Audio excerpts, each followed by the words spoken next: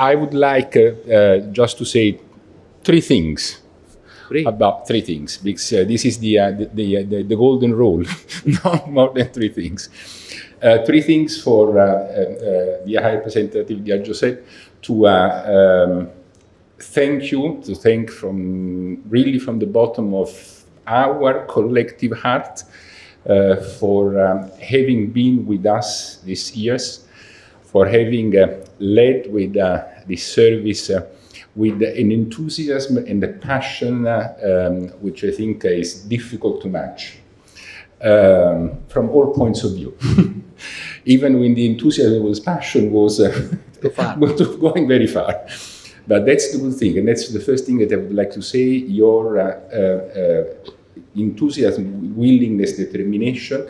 I think that I've never heard you saying, okay, this we cannot do it. We had really to fight hard, because your idea was always to do things, to move forward, to be able to make a difference. And I think that this is a very important thing, the motivation, the idea of pushing for an ideal.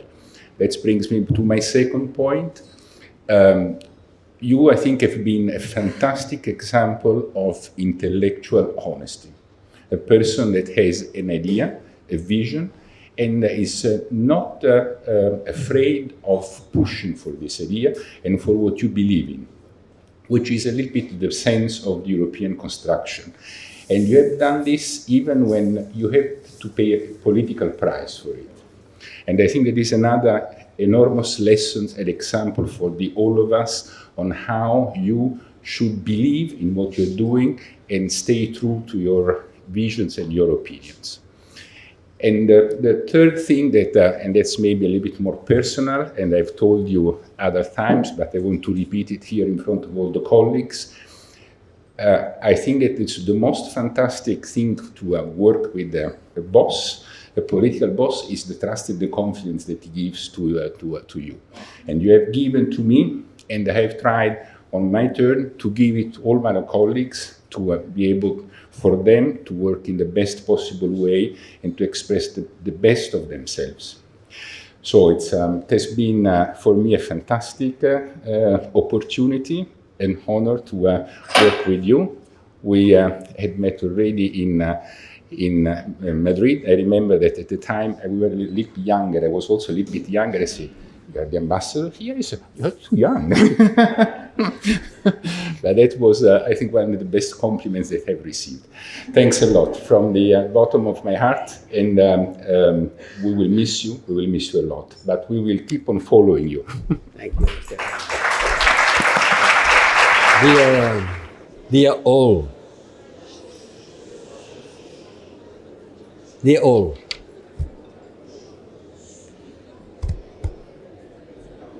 I've been saying goodbye many times. Along my political life, I had the opportunity to say goodbye to the people who had been working with me. I stayed 7 years in a row as Secretary for Finance in the Spanish government. 7 years, you can imagine. I have been Minister for several things for 5 years. And lately, Minister of Foreign Affairs and President of the Parliament. And I had to say goodbye at the end of my term. So here am I, again, saying goodbye. And every time I had to say goodbye, came to my mind the words of a Spanish poet, the one who I like more, Antonio Machado. The Spaniards will know what I am talking about, who wrote a poem that is the summary of our life. Machado said in Spanish, "Todo pasa y todo queda." A translation, everything passes, but everything remains. Well, said in English, it's not exactly the same thing. In Spanish, it's stronger. Todo pasa, tú pasas, mais tú restes, pero todo queda. But for us human beings, Our nature is to pass. Not to pass by, just to pass. Antonio Machado lo dice con palabras más fuertes. Todo pasa y todo queda, pero lo nuestro es pasar. Pasar haciendo caminos sobre la mar. Everything passes, everything remains, but we pass. And when we pass, we build the way. There is no way. When you start walking, there is no way.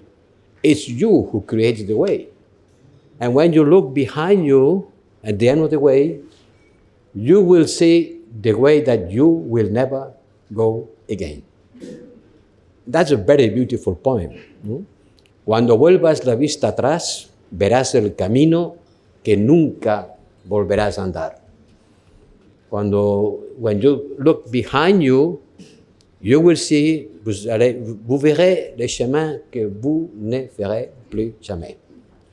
Donc, je dis au revoir en sachant que je ne reviendrai plus à l'External Action Service en tant que High Representative. Je reviendrai vous voir. I will come to see you, but not as High Rep. Along these 5 years, we have found new ways. Certainly, we build ways. On a fait des chemins. Et je suis très content. I am very happy to have contributed with you to build new ways for the European Union and for our external policy. And I want to thank all of you and your colleagues in the delegations and the colleagues of European Defence Agency and the Foreign Policy Instrument and all the 5,000 people. Stefano, you manage 5,000 people around the world with the people of our missions and operations, military and civilians. So many people working every day to make Europe stronger and more united. I want to thank the members of my cabinet. I want to thank all of you. I know that I am not an easy person. That well, not so difficult, but I am not. I know tougher people than me. I am not an easy person, but I know that I've been putting pressure on you. I've been asking things for yesterday, asking papers and rejecting papers, saying it's not good, I want another one, a better one. I know that the deadlines were short, that you have to work overtime, overnight. But at the end, we are privileged people. We are certainly privileged. We have an interesting job in a peaceful country with not bad salaries, with a clear prospect, with an interesting job, engaging in something that touches our heart. Is not a word that remains us, that makes us indifferent. So thank you to all of you, knowing, as George Orwell said, that to write a political speech is most of the time to defend the indefensible. And that I ask you to fight against double standards, knowing that diplomacy is the managing of double standards. I told that to the ambassadors. You have to manage double standards, and sometimes it becomes very difficult. Maybe you believe that I am set for living. What do you think? Comme ci, comme ça, it depends. It depends on the moment. This is an interesting job, and it's becoming more and more interesting. I know that in January, the new leaders of the European Union will have a retreat to discuss about European defense. And certainly would like to be there and continue engaging in such appealing things.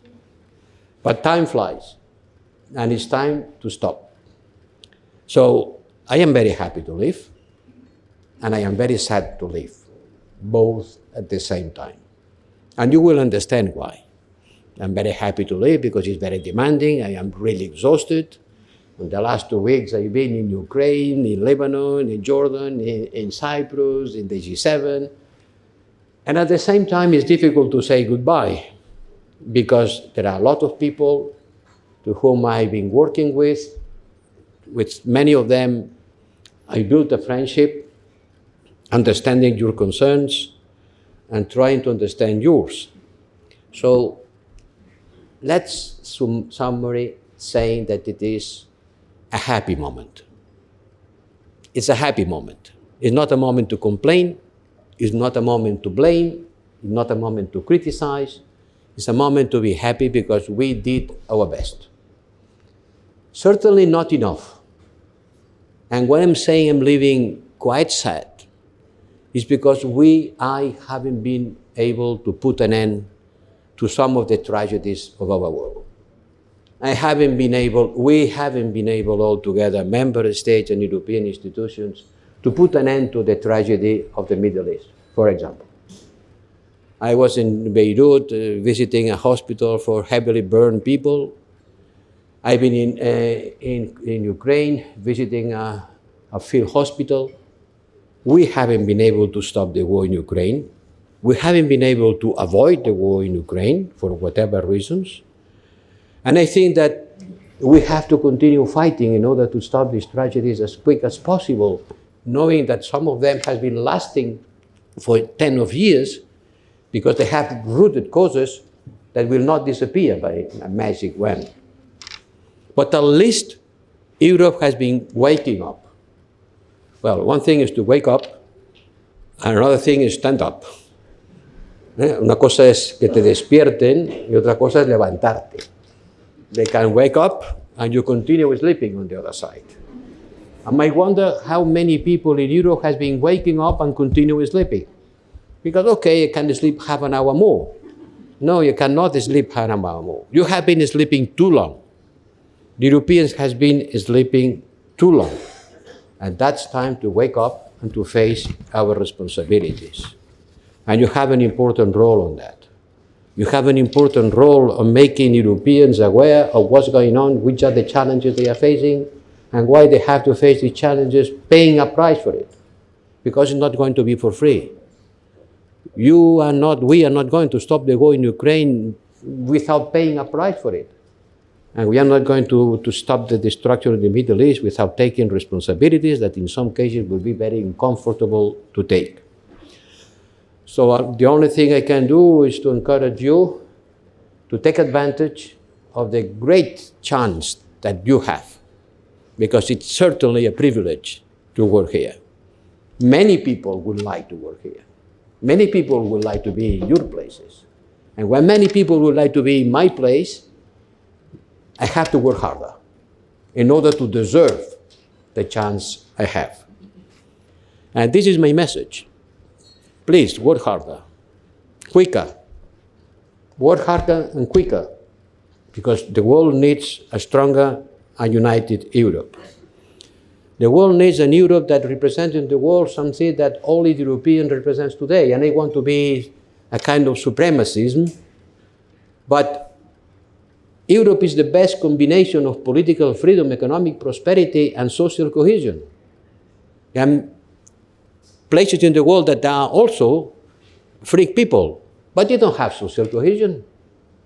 And there is not a public health system, and people die at the door of the hospital, they cannot pay the check. There are places in the world which has economic prosperity, but they are not political freedom. But political freedom, economic prosperity, and social cohesion, the combination of these three things, which is the best that any ruler in the world can offer to their people, we Europeans, we have built the best combination that the history has observed. And we can be proud of it. We have behind us colonialism and so many historical handicaps. That's true. But today we can be proud of being a place where freedom, prosperity, and cohesion is being practiced more than in anywhere else. And this is not for free. This is not for free. My grandchildren believe that this is the natural state of the things. It's not the natural state of the things. Normally the world is violent, and normally people don't enjoy freedom. And normally they don't enjoy prosperity, unhappily.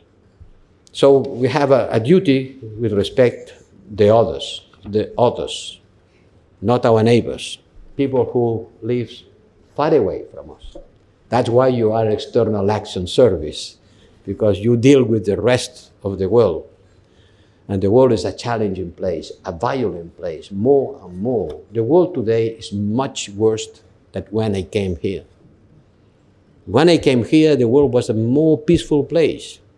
When I came here, we were in the Sahel. Now we are not in the Sahel. When I came here, we were in Lebanon. No, sorry, Libya. Now we are not in Libya. In Libya, there is a ring of Navy bases from Turkey and from Russia. We have losing ground in some parts of the world. And this requires a strong engagement. And stronger engagement. There is not other solution. These are my words, but I don't want to convert it in a lecture. Just a message of sharing responsibility. That's what I try to do. And that's what I have to thank you. Without you, nothing would be possible. You know, when you become a minister, the first thing you have to do is to choose your team. And you make a mistake on choosing your team, you are grilled. You are grilled, because alone you can do anything. It depends on the people who work with you. And that's why human resources is so important. And that's why you have to take care of the most important thing, which are people. People. People well prepared. People ready to work. People aware of the consequences of their actions. So, Stefano, gracias. Thank you. Many times I've been asking myself, what on hell my Secretary General is doing? But I always thought a simple thing. It is the Secretary General. I gave him the responsibility. Let him work. And he will explain me why he's acting in one way or another. Once again, and for the last time, thank you very much for your work. But my thank you comes with a strong requirement. Please, work harder. Work harder. We deserve to have this job. Use it, and you will deserve the principles and values of the Union. Thank you, and see you soon.